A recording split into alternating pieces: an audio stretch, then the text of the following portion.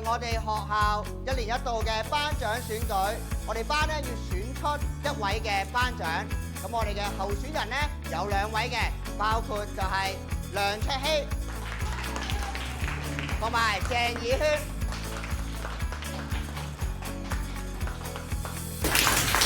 好，我哋先請咧梁卓希同學講下佢會點樣為我哋班服務先。我做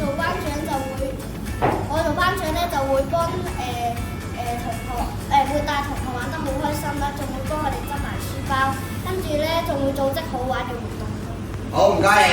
好，輪到以軒啦喎，我哋聽下以軒有咩嘅選舉承諾先。我唔會幫大家執書包，但係我會教大家點樣自己管理好自己，希望大家投我1票。我哋啲獎拎佢啦。希個士多啤梨味糖啊！你記得投我1票啊，俾你食啊 ！OK 嘛？但係我原本投咗唔緊要啦，俾你食啊！快啲食啦，投我1票啊！記得好好味㗎呢隻糖，呢個牌子。知道你中意食芒果味嘅糖啊，所以專登請你食嘅。但係咁樣唔係咁好喎。唔係啊，好好㗎，好好㗎，記得投我1票啊！記得投。咁樣真係唔係好好喎。係啊，好㗎。好啦。好啦。咦？喂，你喺度做緊乜嘢啊？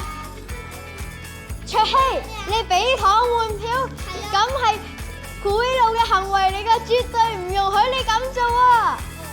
係咯，好唔啱啊你！呢啲係賄賂嚟㗎。係啊。對唔住，我唔要啦，選舉要公平啊！好啦。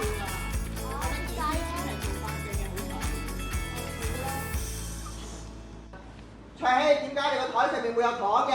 你係咪想賄賂人啊？係啊，對唔住啊，張 Sir， 我下次唔會咁做噶啦，因為賄賂人係唔啱噶，要靠自己實力或者能力先可以爭取個頒獎嘅名次，我係唔啱，我錯咗啦，對唔住。